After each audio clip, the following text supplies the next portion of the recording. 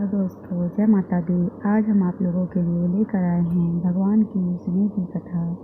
आशा करती हूँ आप लोगों को यह कथा बहुत अच्छी लगेगी। अगर अच्छी लगे तो लाइक शेयर जरूर करें, सब्सक्राइब जरूर करें, बेल आइकन जरूर दबाएं, जिससे आपको अगली कथाएँ सबसे पहले आपके पास आ जाएंगे। तो चलिए शुरू करते हैं।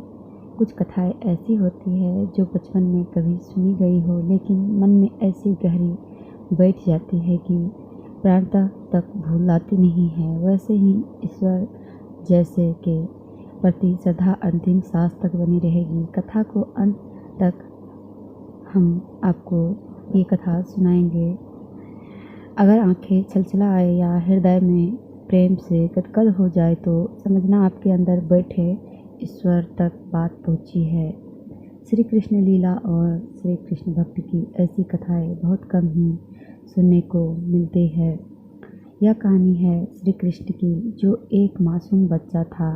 उसे भगवान कृष्ण अपने बड़े भाई लगते थे।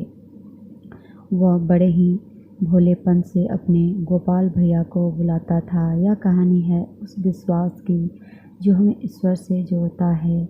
इस विश्वास की डोर इतनी पक्की हो जाती है कि विश्वास ईश्वर को सभी परंपराओं मान्यताओं को तोड़कर भक्त के लिए भागकर आना होता है। लीलाधर को तो हर समय लीला करने में आनंद ही आता है। वह अपने उसी गोपाल यानी गोकुल में गाय चराने वाले ग्वाले के भेष में आ जाते थे। कृष्ण को जन्म देते समय उसकी माँ गुजर गई थी। बाद में पिता का भी स्वर्गवास हो गया था। बस एक बूढ़ी दादी थी। बेचारे दादी पोता बड़ी ही मुश्किल से जी रहे थे।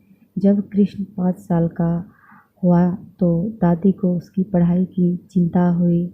उन्होंने एक गुरुकुल में गुरुजी से प्रार्थना की। गुरुजी निःशुल्क पढ़ाने के लिए तो तैयार हो गए, लेकिन विद्यालय जंगल के उस पार था। कृष्णा और दादी जंगल के इस पार गांव में रहते थे। जंगल काफ़ी घना हिंसक जानवरों से भरा था। कृष्णा गुरुकुल पहुंचेगा कैसे, यही सोचते दादी लौट रही थी। साथ में कृष्णा भी था। दादी उसे रास्ते भर घर से विद्यालय तक का रास्ता दिखाती समझाती आई। कृष्णा तो गुरुकुल जाने के लिए उत्साहित था। बूढ़ी दादी समझती थी कि जंगल पार करना कितना कठिन है। दादी और पोता घर पहुँचे। अगली सुबह कृष्णा को पाठशाला जाना था। दादी का मन भर आया। उसने कृष्णा को कहा, अगर रास्ते में उसे डर लगे तो अपने गोपाल भैया को पुकारना। कृष्ण ने पूछा, ये गोपाल भैया कौन है?